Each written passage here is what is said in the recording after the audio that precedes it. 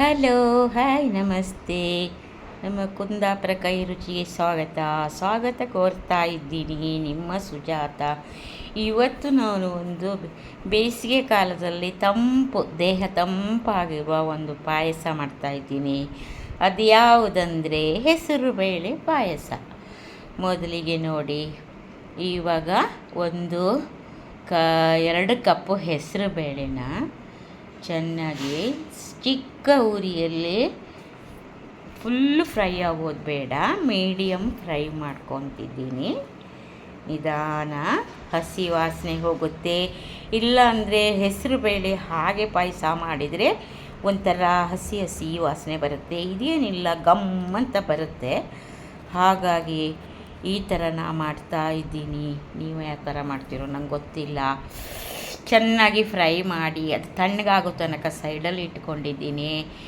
ಇವಾಗ ಒಂದು ಮಿಕ್ಸಿ ಜಾರ್ಗೆ 1 ತೆಂಗಿನಕಾಯಿ ಹಾಕಿದ್ದೀನಿ. ಹಾಲು ತೆಗಿಬೇಕು. ಅದಕ್ಕೆ 1 ತೆಂಗಿನಕಾಯಿ ಫುಲ್ಲು ತುರಿದು, ಹಸಿ ತೆಂಗಿನಕಾಯಿ ಚೆನ್ನಾಗಿ ಹಾಲು ಬರುವಂಥ ಕಾಯಿ ಆಗಬೇಕು. ಒಣ ಕೊಬ್ಬರಿ ಎಲ್ಲ ಹಾಕಬಾರ್ದು. ಅದ್ರ ಜೊತೆ 4 ಏಲಕ್ಕಿ ಹಾಕ್ಕೊಂಡು ನೈಸಾಗಿ ರುಬ್ಬಿ ಹಾಲು ತೆಗಿತಾ ಇದ್ದೀನಿ. ನೋಡಿರಿ, ಇವಾಗ ಮುಂಚೆಲ್ಲ ಏನು ಮಾಡ್ತಾಯಿದ್ರು, ಒಂದು ವೈಟ್ ಬಟ್ಟೆ ಇಟ್ಕೊಂಡು ಅದರಲ್ಲಿ ಹಾಲು ತೆಗಿತಾಯಿದ್ರು.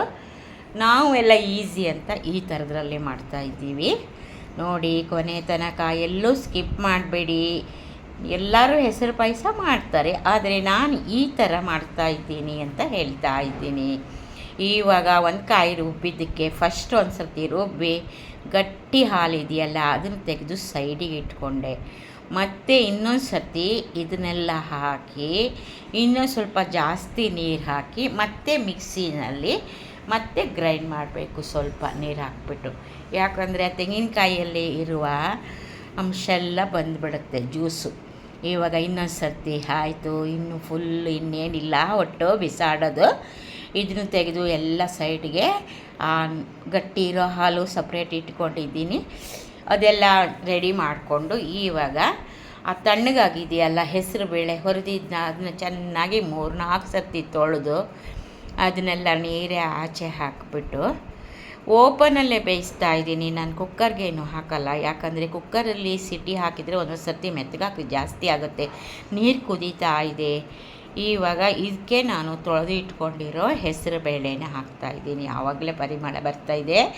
ಎಣ್ಣೆನೂ ಹಾಕಿಲ್ಲ, ತುಪ್ಪನೂ ಹಾಕಿಲ್ಲ, ಹಾಗೆ ಹುರಿದಿದ್ದೀನಿ. ಯಾಕಂದರೆ ಇನ್ನೊಂದು ಸರ್ತಿ ತೊಳಿಬೇಕಲ್ಲ. ಡ್ರೈ ಫ್ರೂಟ್ಸ್ ಎಲ್ಲ ನಾವು ಹಾಕ್ತೀವಲ್ಲ, ಆವಾಗ ತುಪ್ಪ ಹಾಕ್ಕೋಬೋದು. ಇವಾಗ ನಾನು ಬೆಲ್ಲ ಹಾಕ್ಬಿಟ್ಟೆ, ಅದು ವೀಡಿಯೋ ಮಾಡೋದು ಮರ್ತೋಯ್ತು. ಇವಾಗ ನಮಗೆ ಊರಿಂದ ಬೆಲ್ಲನೇ ಹಾಕಿಬಿಟ್ಟಿದ್ದೀನಿ. ನೋಡಿ, ಎಷ್ಟು ರುಚಿಗೆ ನಮಗೆ ಎಷ್ಟು ಬೆಲ್ಲ ಬೇಕೋ ಅಷ್ಟು ಹಾಕಿ ಕುದೀತಾ ಇದೆ. ಇವಾಗ ಗಟ್ಟಿ ಹಾಕಿರೋ ಹಾಲು ಒಂದು ಸರ್ತಿ ಫಸ್ಟು ತೆಳ್ಳಗಿರೋ ಹಾಲು ಹಾಕ್ಕೊತೀನಿ. ಹಾಕಿ ಹಾಗೇ ಮುಗ್ತಾಯಿದ್ದೀನಿ. ಯಾಕಂದರೆ ಬೆಲ್ಲ ಎಲ್ಲ ಚೆನ್ನಾಗಿ ಕುದ್ದಿದೆ.